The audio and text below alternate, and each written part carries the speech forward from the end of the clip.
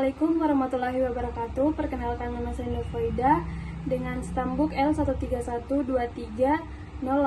Pada kesempatan kali ini saya membuat tugas video mata kuliah kajian lingkungan hidup dengan judul Kajian Lingkungan Hidup di dalam Ruang Lingkup Perkuliahan Fakultas Kehutanan.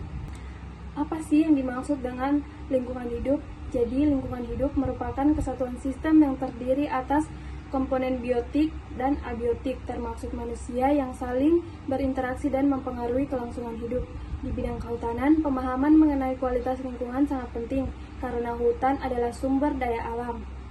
Dalam ruang lingkup perkuliahan Fakultas Kehutanan, kajian lingkungan hidup yang berfokus pada aspek kualitas lahan, air, dan udara sangat penting untuk membekali mahasiswa agar mampu mengelola dan menjaga hutan secara berkelanjutan. Selanjutnya, profil wilayah Fakultas Kehutanan.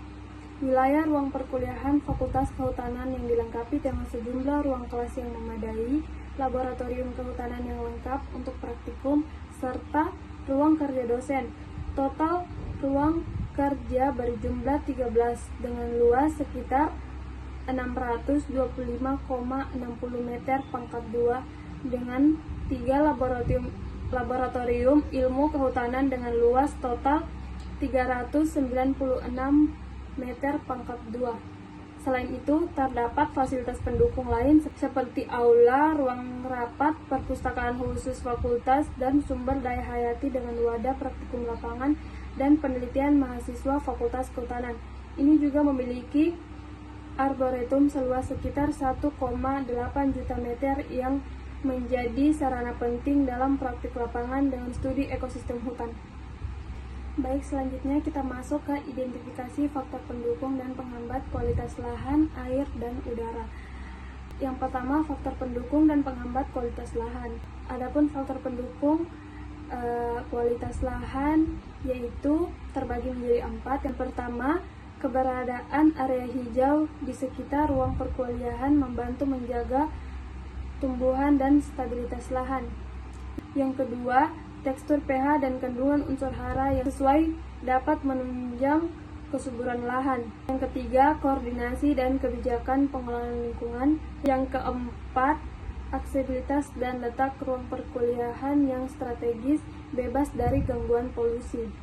Kemudian masuk ke faktor penghambat kualitas lahan, seperti pengolahan limbah yang kurang optimal, pengolahan limbah padat dan cair yang belum maksimal dapat menyebabkan pencemaran tanah yang menurunkan kualitas lahan melalui aksemulasi bahan kimia atau sampah yang merusak sifat fisik dan kimia tanah. Lanjut, faktor pendukung dan penghambat kualitas air. Faktor pendukung kualitas air yaitu ketersediaan dan pengelolaan sumber air yang baik.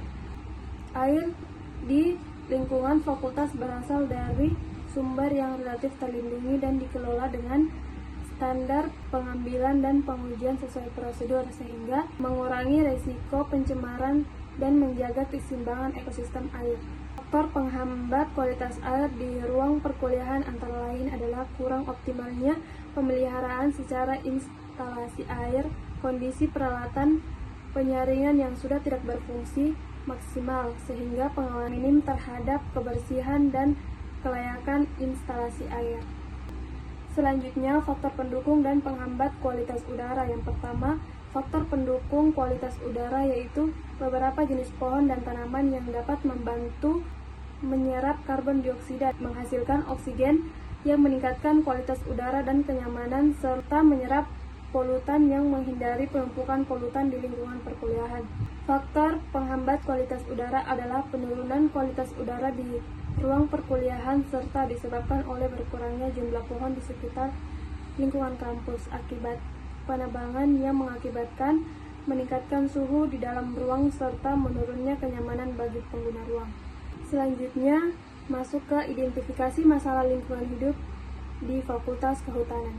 Ada 3 poin pembahasan. Yang pertama, kualitas air, potensi pencemaran akibat limbah cair yang belum penuh terkelola dengan baik beresiko menurun mutu air yang digunakan dalam aktivitas akademik. Yang kedua, kualitas udara, polusi dan kendaraan bermotor, kurangnya ventilasi yang memadai, serta akumulasi debu dan partikel halus yang mempengaruhi kenyamanan dan kesehatan. Kemudian yang ketiga, kualitas lahan, degradasi tanah yang disebabkan oleh erosi, pencemaran limbah padat, sistem drainase yang kurang optimal, serta keterbatasan ruang terbuka hijau.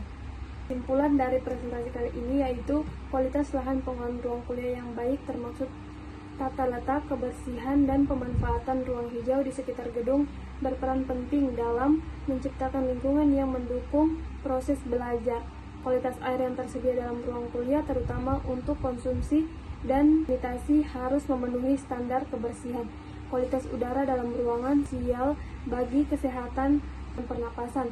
Ventilasi yang baik, siklus udara yang lancar, serta kontrol terhadap polusi dalam ruangan seperti debu, kelembapan, dan bau akan menciptakan lingkungan belajar yang sehat dan kondusif. Baik, itulah tadi presentasi dari saya. Saya ucapkan terima kasih, kurang dan lebihnya mohon dimaafkan. Saya akhiri, wabillahi taufiq wal hidayah. Wassalamualaikum warahmatullahi wabarakatuh.